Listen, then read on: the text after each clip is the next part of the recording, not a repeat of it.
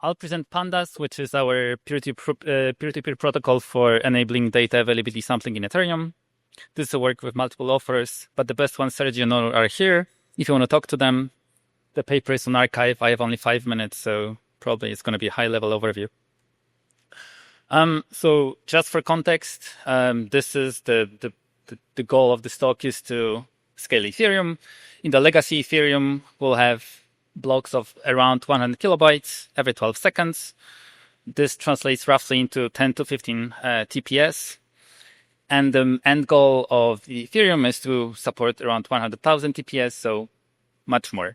And the main building block to enable this will be L2s, so all kind of rollups. And in a nutshell, a rollup will process transactions off-chain, and then from time to time, they'll have to publish some data on-chain on Ethereum. And the important part here is that this data that goes to L1 doesn't have to be verified by the validators. It just has to be made public. And that's where DAS comes into play. So the main idea is to include this dedicated opaque blob of around 32 megabytes. And this will be only reserved for this kind of L2 data. We do not want to disseminate this blob in full to every single validator because this would be too expensive. And again, we just want to make sure, so the validators for consensus must make sure that this data is available, but they do not have to verify it in any way. So data is there, we don't need to verify it. And in this work, we are working under dunk sharding. So there are like multiple iterations of bringing these blobs to Ethereum. Dunk sharding is the latest iteration. And the main idea is here you have some transactions. And those are the regular L1 transactions. They go into the block. Then we have this L2 data. This goes into a dedicated blob. This translates into a matrix of 256 to 256 cells, around 32 megabytes. Now this block is extended, using 2D erasure coding, so that every single row and every single column can be reconstructed from 50% of its cells.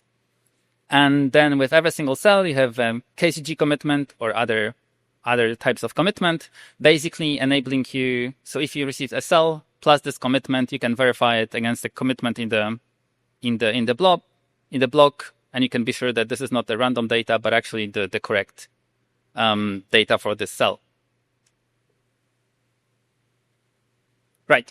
So now, as a validator, you don't want to download all this data to make sure it's available, but rather we want to do sampling.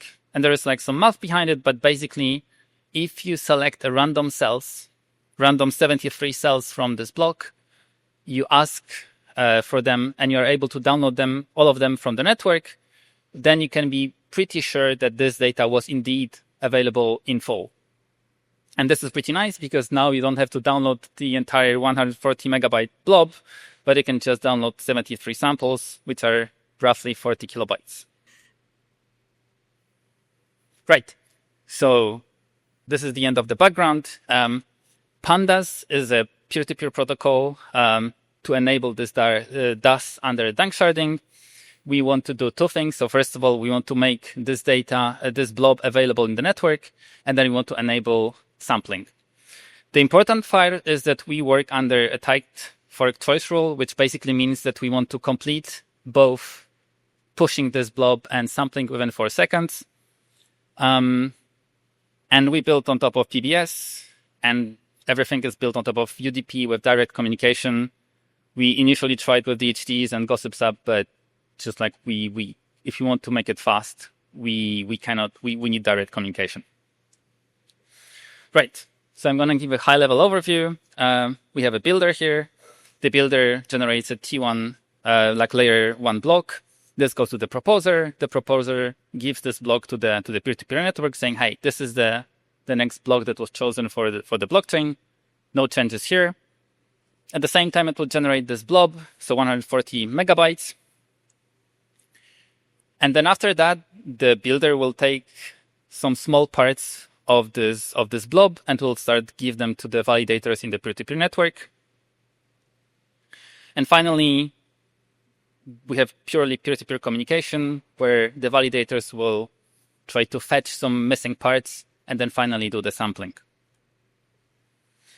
So in Pandas, every single node is responsible for storing 2 rows and 2 columns from the blob.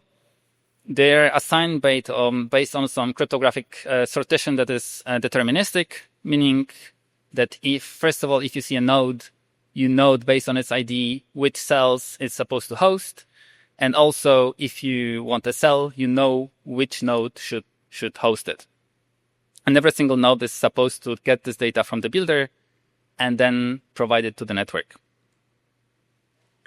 So finally, every single validator requires those 2 cells and 2 columns. They're getting only small parts of it from the builder directly because we want to preserve bandwidth on the builder and scale it with the number of validators in the network. The remaining parts, the validators take into peer-to-peer manner. So if I know I'm supposed to host row 5, I know who, and I have only a small part of it, I know who to contact to get the missing part. I reconstruct it, and then we do the sampling. And again, sampling is pretty easy because once you select your cells, you know right away who should host your cells. And we have like a whole fetching algorithm to make it easy and reliable on top of UDP. And finally, have some few results. So we tested it on a benchmark, on a test bed. I think the most important part is here. So time to sampling. We tested until 20,000 nodes. And even for this, we can complete both seeding and sampling within around 2.5 seconds on average.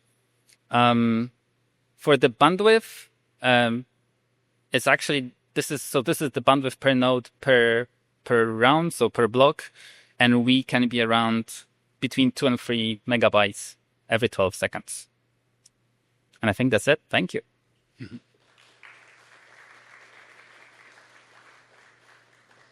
Any questions? All right.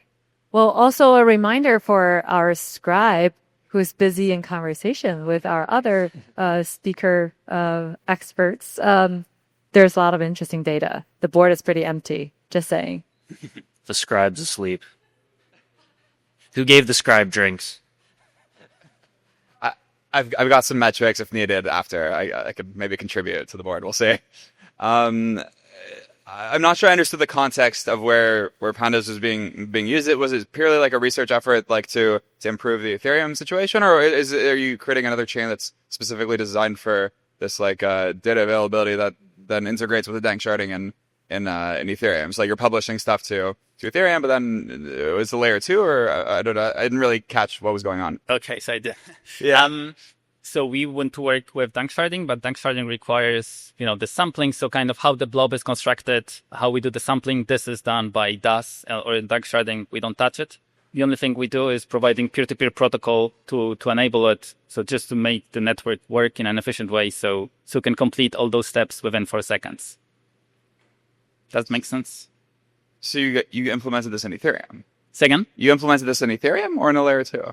Sorry, I didn't get that. You implemented this in Ethereum or a layer 2? Yeah. So this is for Ethereum. This is for Ethereum dank sharding. Okay. Yeah. Okay. Got it. Perfect. Thanks.